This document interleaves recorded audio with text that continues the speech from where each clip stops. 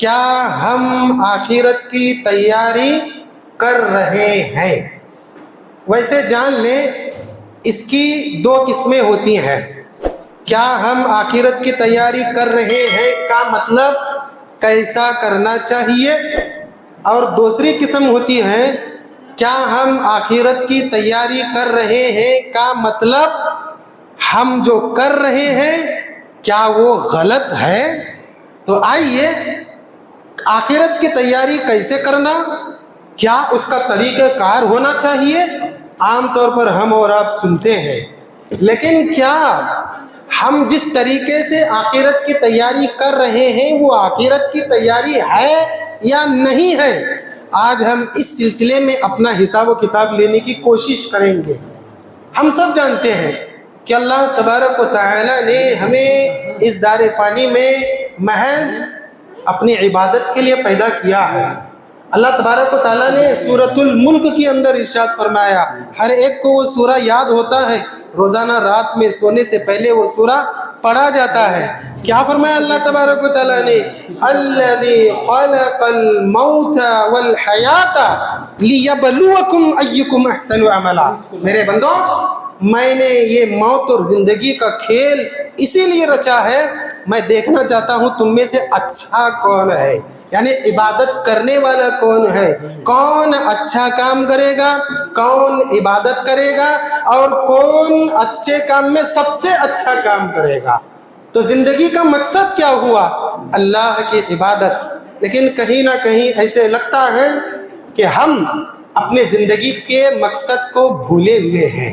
لگتا تو ہے ہم نماز پڑھ رہے ہیں، لگتا تو ہے کہ مال کا صدقہ کر رہے ہیں، زکوٰۃ ادا کر رہے ہیں، حج کو جا رہے ہیں، کچھ اور رفاہی کام کر رہے ہیں، لیکن ایسے لگتا ہے کہ ہم اپنی زندگی کے مقصد کو بھول کر آخرت کو پس پشت ڈال دیے ہیں۔ یہ میں نہیں کہہ رہا ہوں، خود اللہ فرماتا ہے۔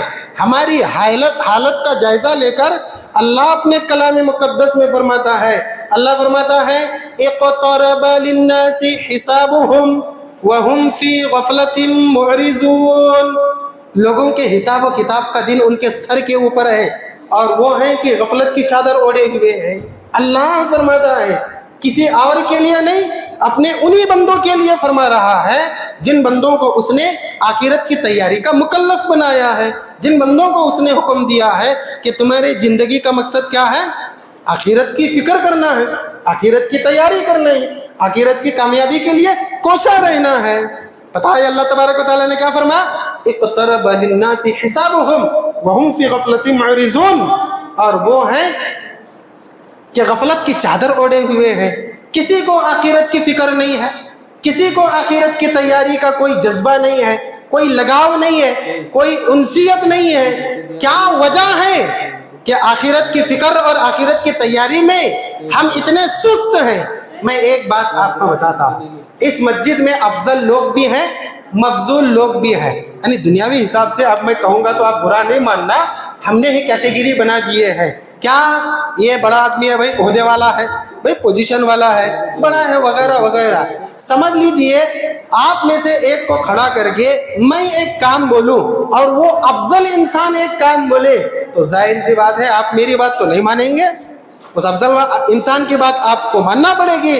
اللہ تبارک و تعالیٰ نے نہ صرف یہ فرمایا کہ تم آخرت سے غافل ہو، بلکہ اللہ نے یہ بھی فرمایا میرے بندو یہ تمہاری شان کے خلاف ہے، تمہیں میں نے بھیجا ہے دنیا میں آخرت کے لیے۔ تم کھیتی کر رہے ہو یہاں، اور کسان ہو گھر میں سو رہے ہو، کسان ہو تم بازاروں میں نظر آ رہے ہو، کسان ہو ارے کھیتی تمہاری برباد ہو رہی ہے اور تم اس سے لا تعلقی اختیار کیے ہوئے، اچھی بات ہے کیا؟ نہیں، اللہ نے فرمایا سنو، جس کام کے لیے میں نے تمہیں بھیجا ہے اس کام کو کرو، آخرت کی تیاری کرو۔ یا ایھا الذین آمنوا اتقوا اللہ ولتنظر نفس ما قدمت لغد واتقوا اللہ ان اللہ خبیر بما تعملون۔ اے وہ لوگوں جو ایمان لائے ہو، سن لو، اللہ سے ڈرتے ہوئے آخرت کی کیا تیاری کر رہے ہو، حساب و کتاب کرو، اپنے حساب و کتاب میں لگے رہو کہ آخرت کے لیے تم کیا تیاری کر رہے ہو۔ صبح اٹھے دکان کا حساب، دوپہر میں دکان کا، رات میں دکان کا، پھر اس مکان کا کب کریں گے؟ रोजाना दुकान का ही अगर हिसाब चलता रहे तो वो मकाम जो मकाम आला है, और उस मकाम आला में एक फिरदौस भी है, उस मकाम और उस मकान की फिक्र कब करोगे? अल्लाह ने दावत फिक्र दी है, दावत तैयारी दी है कि तुम आखिरत की तैयारी करो। या अय्युहल्लज़ीना आमनु तक़ुल्लाह वल तंजुर नफ्सुम मा क़द्दमत लिग़द वत्तक़ुल्लाह इन्नल्लाहा ख़बीरुम बिमा तअमलून। देखो तुम आखिरत के लिए क्या तैयारी कर रहे हो। अजीब बात यह है कि अल्लाह तबारक व तआला ने दावत भी दी और साथ में हमारी हालत को भी बयां फरमाया। इस आयत करीमा में सूरह हशर के दूसरे रुकू की पहली आयत में अल्लाह ने दावत दी ना। अब देखिए अल्लाह तबारक व तआला सूरह आला में क्या फरमाता है। अल्लाह तबारक व तआला फरमाता है मैं दावत तो दे रहा हूँ तुमको आखिरत की तैयारी की, तुम्हें जीना चाहिए आखिरत के लिए, लेकिन अरे तुम्हारी हालत तो यह हो गई है, बल तुसिरून अल हयात दुनिया वल आखिरतु खैरुन व अबका। तुम तो दुनिया की जिंदगी को सब कुछ समझ बैठे हो, दुनिया की जिंदगी को तुमने फौकियत दे दी, जबकि आखिरत की जिंदगी दुनिया के मुकाबले में बेहतर भी है, बाकी रहने वाली भी है। अल्लाह ने खुद फरमा दिया। इतना ही नहीं, मैं आपको क्या बताऊं, क्या बोलते हैं, अजीब बात तो ये है कि अल्लाह तबारक व तआला ने हमारी हालत का जो नक्शा खींचा है, तुम आखिरत की तैयारी नहीं कर रहे हो दुनिया की वजह से। सुनो उस दुनिया का मकाम मेरी निगाह में क्या है। सुभान अल्लाह। समझाने का भी अंदाज देखिए अल्लाह तबारक व तआला का। पैदा किस लिए किया हमको? आखिरत के लिए। फिर क्या बता दिया? तुम आखिरत की तैयारी नहीं कर रहे हो बल्कि करो। फिर आगे क्या फरमाया? तुमने तो मेरी बात को टाल दिया और दुनिया ही में लग गए हो। और सुनो, जिस दुनिया के पीछे तुम लग गए हो, जिस दुनिया के पीछे लग के आखिरत को फरामोश कर दिए हो, उसको अपने पीठ के पीछे डाल दिए हो, उसकी हैसियत मेरी निगाह में क्या है। अल्लाह फरमाता है कुल्लु नफ्सिन ज़ाइक़तुल मौत व इन्नमा तुवफ़्फ़ौना उजूरकुम यौमल क़ियामह फमन ज़ुहज़िहा अनिन नार व उदखिलल जन्नत फ़क़द फ़ाज़ व मल हयातुद दुनिया इल्ला मताउल गुरूर। बराबर है हाफिज़ साहब। क्या फरमाया अल्लाह ने? हर नफ्स को मौत का मजा चखना है। क़यामत के दिन तुम्हारे आमाल का पूरा पूरा बदला हम तुमको देंगे। जो जहन्नम से बच गया, जन्नत में दाखिल हुआ, हकीकत में वो कामयाब हुआ। और सुनो, ये कामयाबी तुम्हें उस वक्त मिलेगी जबकि तुम धोखे से बचे रहो। और धोखा क्या है? वमल हयातुद दुनिया इल्ला मताउल गुरूर। सबसे बड़ा धोखा तो दुनिया की जिंदगी है। सुभान अल्लाह। वो दुनिया की जिंदगी, वो दुनिया का साजो सामान, वो दुनिया का मालो मता, वो ऐशो आराम, वो इशरत जिसमें गुम हो के हम आखिरत को भूल बैठे हैं। अल्लाह ने फरमाया वो तो धोखा देने वाली चीज है। अल्लाह अकबर। कर रहे हैं आखिरत की तैयारी, हम नहीं कर रहे हैं। बाज लोग क्या बोलते हैं, नहीं मौली साहब दुनिया का माल अच्छा भी तो है ना। बाज लोग बोलते हैं ऐसा, दुनिया का माल अच्छा भी तो है, अच्छा मोमिन के लिए है और गैर मोमिन के लिए कभी अच्छा नहीं है।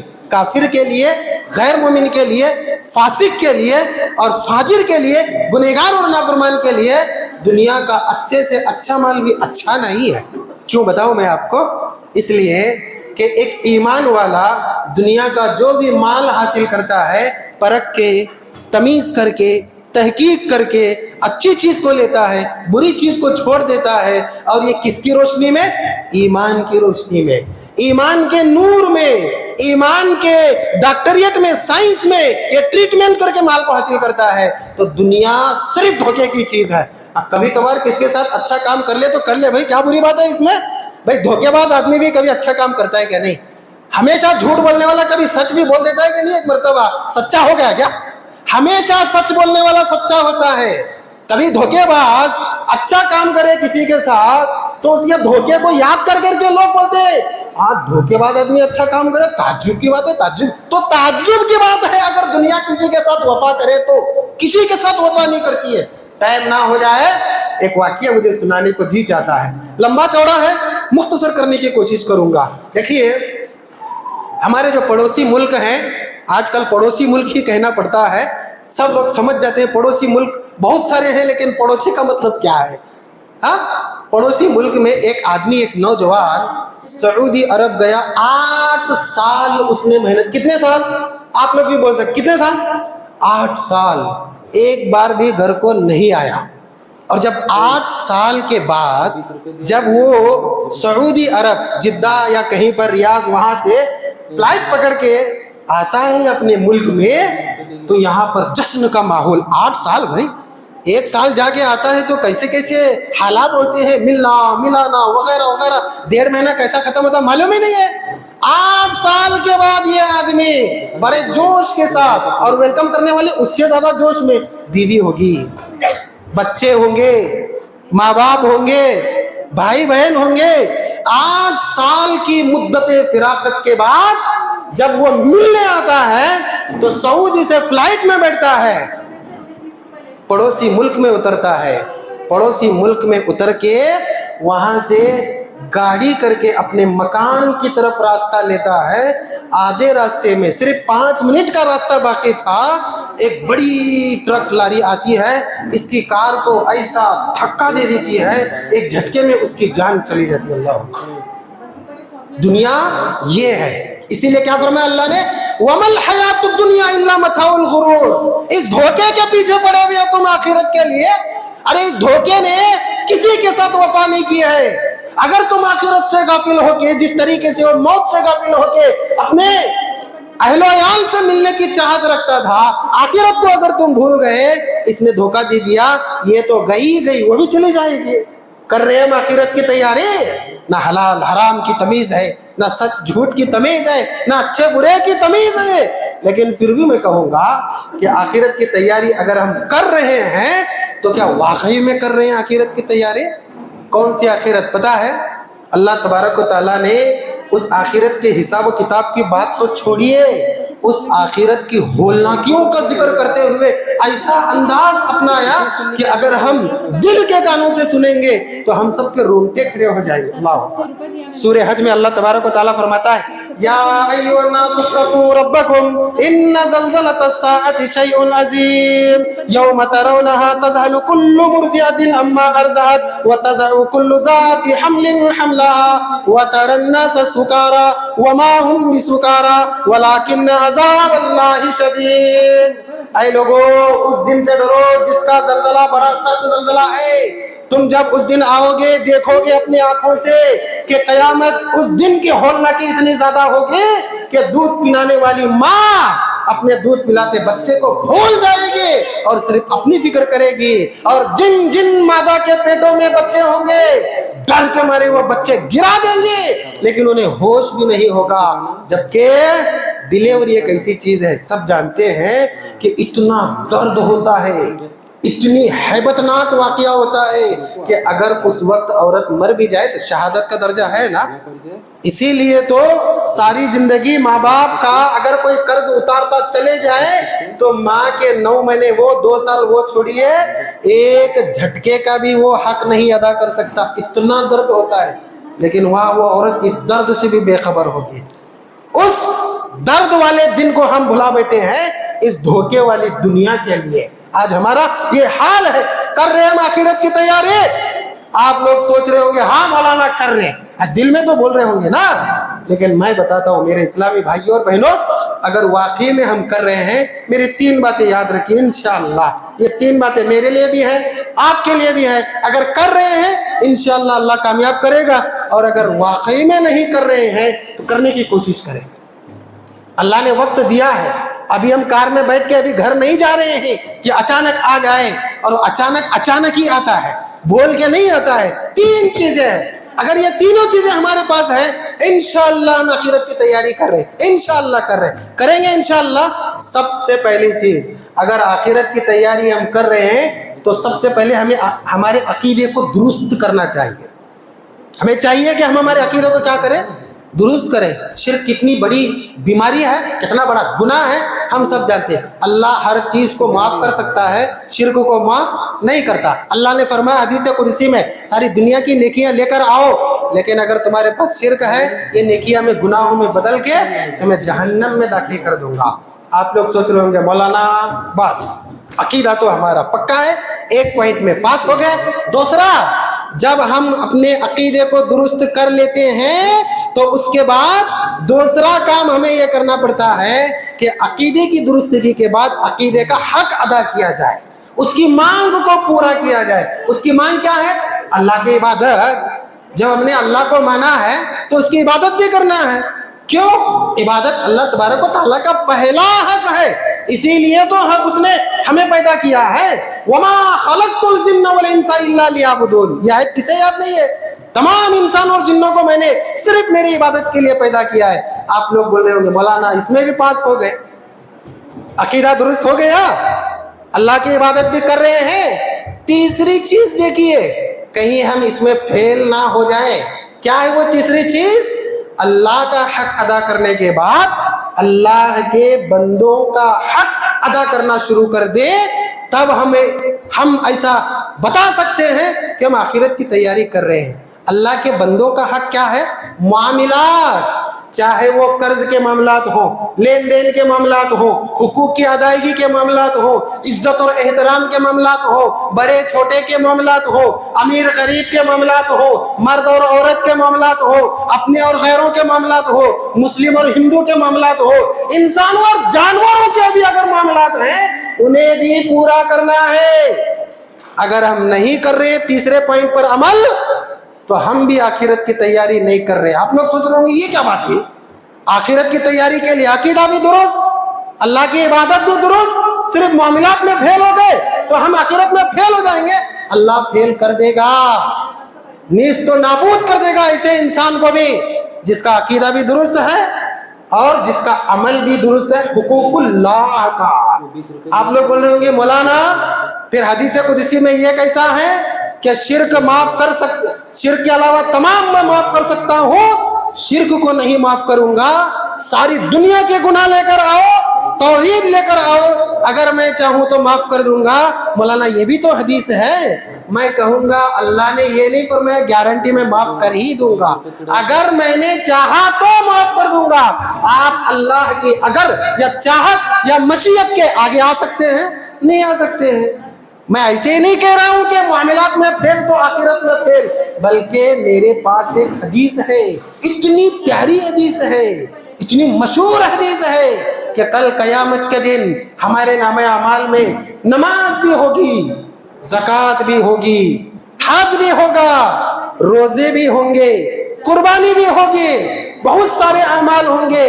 لیکن یاد رکھیے ہمارے معاملات اگر ہم صحیح نہیں کیے ہوں گے دنیا میں تو اللہ تبارک و تعالیٰ یہ قبول ہونے والے سارے اعمال کو برباد کر دے گا. اللہ اکبر. اسی لیے اللہ کے رسول صلی اللہ علیہ وسلم نے فرمایا تھا کہ ایک عورت زانیہ کتے کو پانی پلا رہی تھی, اللہ نے اس کو جنت میں داخل کر دیا, اور ایک عورت بلی کے ساتھ برا برتاؤ کرتی تو اللہ نے اس کو جہنم میں داخل کر دیا. اللہ کے رسول کا بھی یہ عالم تھا کہ ایک کتیا کے بچے کو دودھ پیتے ہوئے آپ نے دیکھا تو اس کے قریب نہیں گئے کہ کہیں وہ بچے اپنی ماں سے جدا نہیں ہوتے ہیں. ابو ہریرہ رضی اللہ تعالیٰ عنہ ایک حدیث کے راوی ہے, اور یہ حدیث صحیح مسلم میں ہے. اللہ کے رسول صلی اللہ علیہ وسلم ایک مرتبہ صحابہ سے دریافت کرتے ہیں, اتدرون ما المفلس قالوا المفلس فینا من لا درہم له ولا متاع. اللہ کے رسول نے پوچھا میرے صحابہ بتاؤ مفلس کسے کہتے, کنگال کسے کہتے, غریب کون ہے, لاچار مجبور کون ہے؟ صحابہ نے کہا اللہ کے رسول غریب کی کیا تعریف پوچھتے ہیں, وہ جس کے پاس نہ رہنے کے لیے گھر ہے نہ استعمال کرنے کے لیے ساز و سامان ہے. تو اللہ کے رسول نے فرمایا انما المفلس من امتی من یاتی یوم القیامت بصلاۃ وصیام وزکاۃ ویاتی وقد شتم ھذا وقذف ھذا واکل مال ھذا وضرب ھذا وسفک دم ھذا. اللہ اکبر. اللہ کے رسول نے فرمایا میری امت کا اصل مفلس وہ ہے جو قیامت کے دن ڈھیر ساری نیکیاں لائے گا, پہاڑوں کی مانند اس کی نمازیں ہوں گے, پہاڑوں کے مانند اس کے روزے ہوں گے, زکوٰۃ ہوگی, حج ہوگا, قربانی ہوگی, اللہ کے حقوق میں اس نے کوئی بھی کوتاہی نہیں کی ہوگی. لیکن یاد رکھیے ایک جھٹکے میں اللہ اس کو ایسا مفلس کر دے گا, مفلوس کر دے گا, کنگال کر دے گا. کس لیے؟ اس لیے کہ اس نے معاملات اپنے درست نہیں کیے ہوگے. اللہ اکبر.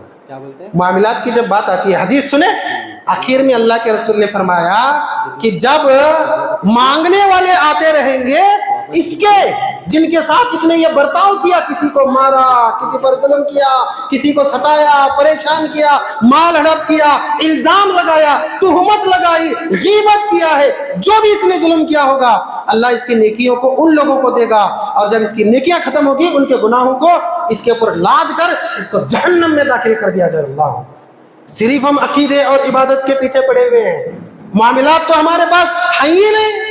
ہم یہ نہیں دیکھتے کہ اگر میرا اور ان کا معاملہ بگڑا ہوا ہے، یا تو میں اپنی نیکیاں ان کو دے رہا ہوں یا وہ اپنی نیکیاں مجھے دے رہے ہیں، نہیں معلوم، کر رہے ہیں محنت۔ ارے ایسی محنت کا کیا فائدہ کہ محنت کرے ہم، پھل کھائے کوئی اور۔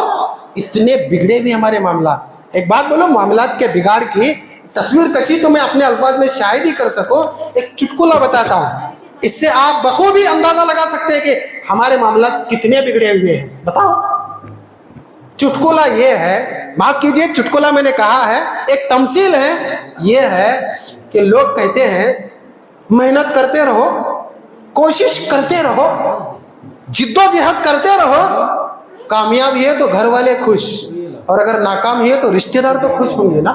یہ ہمارے معاملات ہیں، یعنی ہماری رشتہ داری اتنی مضبوط ہے کہ ہمیں ہمارے رشتہ داروں کی خوشی خوش نہیں کرتی ہے، بلکہ ان کی تکلیف خوش کرتی ہے، ان کی پریشانی خوش کرتی ہے۔ ایک صاحب کا بیان ہے کہ میرے ساتھ ایک بہت بڑے آدمی نے بڑا ظلم کیا، جب میں اس کی شکایت کرنے اللہ کے پاس چلا گیا، یعنی مسجد میں آیا کہ میں اب عصر کی نماز پڑھ کے اللہ سے اس کی شکایت کروں گا، تو کیا دیکھتا ہوں کہ وہ امام کے پیچھے پہلی صف میں میرے سے پہلے آ کر بیٹھا ہوا ہے۔ یعنی دنیا میں وہ ظالم ہے، پریشان کرتا ہے، زیادتیاں کرتا ہے لوگوں کے ساتھ، لوگوں کے حقوق کی پامالی کرتا ہے، رشتہ داروں کے حقوق کو ادا نہیں کرتا ہے۔ ارے یہ حقوق کی بات چھوڑیے، احترام کا بھی حق ہم سے ادا نہیں ہوتا ہے، اور اللہ کے سامنے آ کر امام کے پیچھے، مصلی کے پیچھے آ کر بیٹھ جاتے ہیں۔ یہ ہمارا حال ہے۔ اللہ کے رسول صلی اللہ علیہ وسلم نے فرمایا کچھ لوگوں کی نیکیاں قیامت کا دن تہامہ پہاڑ کے مانند ہوں گے۔ وہ تہامہ پہاڑ جسے دیکھ کر لوگ رشک کریں گے، کاش ہماری بھی نیکیاں اتنی زیادہ ہوں گے، لیکن اچانک ایک ہوا آئے گے، ان کی ساری نیکیاں روئی کی طرح اڑتی ہوئی نظر آئیں گے۔ صحابہ نے پوچھا اللہ کے رسول ایسا کیوں؟ آپ نے فرمایا یہ عبادت تو کرتا تھا لیکن اللہ کی حرام کردہ چیزوں سے نہیں بچتا تھا، اور اللہ کی حرام کردہ چیزوں میں ایک حرام کردہ چیز یہ بھی ہے کہ اللہ کے بندوں کے ساتھ ظلم کیا جائے، اللہ کے بندوں کے حقوق کو پامال کیا جائے، اللہ کے بندوں کے ساتھ زیادتی کی جائے۔ اللہ نے اس کو حرام کیا ہے نا، حباء منصورا، روئی کی طرح اعمال کو اڑائے گا۔ کر رہے ہم آخرت کی تیاری۔ ایک اور بات آخری پیش کر کے بات کو ختم کر دوں، ٹائم ختم ہوا ہے، میری بات بھی انشاءاللہ ختم ہو رہی ہے۔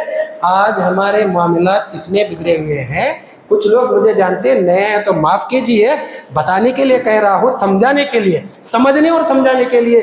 ہمارے معاملات اتنے بگڑے ہوئے ہیں کہ ہم نماز جب پڑھتے ہیں تو آزو بازو ہی کھڑے ہوتے ہیں، اس کے پیر کو لگے ہوئے ہیں، ٹخنا ٹخنے سے لگا ہوا ہے، کندھا کندھے سے لگا ہوا ہے، لیکن دونوں دل جو اوپر آنے کے بعد سینے کے اندر ہے، یہ اس کے خلاف دھڑک رہا ہے اور یہ اس کے خلاف دھڑک رہا ہے۔ اتنے ہمارے معاملات بگڑے ہوئے ہیں، اتنے معاملات بگڑے ہوئے ہیں۔ تہجد کی نماز پڑھنے والا اگر ریئل اسٹیٹ کا کام کرتا ہے نا، اس کا پڑوسی یا اس کے رشتہ دار بھی اس پر بھروسہ نہیں کرتے، نہیں اس کے ساتھ پارٹنرشپ نہیں کرنا بھائی، کب دھوکہ دیتا کہ یہ ہے ہمارے معاملات۔ ایسے معاملات ہمیں کامیاب کریں گے بتائیے؟ ایسے معاملات ہمیں جنت میں داخل کریں گے؟ ہم نے کیا سوچا ہے کہ توحید کو درست کریں گے اور اگر اللہ کی عبادت کریں گے نماز روزہ پڑھ کے ختم ہو جائے گا؟ یہ بات آپ جانتے ہیں نا، اللہ اپنا حق معاف کر سکتا ہے لیکن معاملے کو کبھی معاف نہیں کرے گا، معاملے کو کبھی معاف نہیں کرے گا۔ انسان کا ہی نہیں، جانور کے معاملے کی بھی معافی نہیں۔ اللہ دیکھ رہے آپ بولیں گے جانور کی بات کہاں سے آ گئی؟ اتنا بہت کچھ ہے۔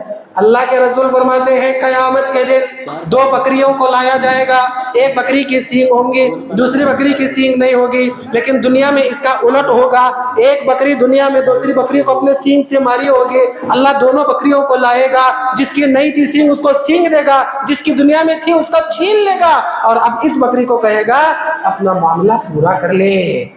ایک بکری جس کو عبادت کا مکلف بھی نہیں بنایا گیا ہے، ان کے لیے جنت اور جہنم کا مزہ بھی نہیں ہے، اللہ اس معاملے کو برخاست نہیں کرتا جب تک بدلہ نہیں لیا جاتا۔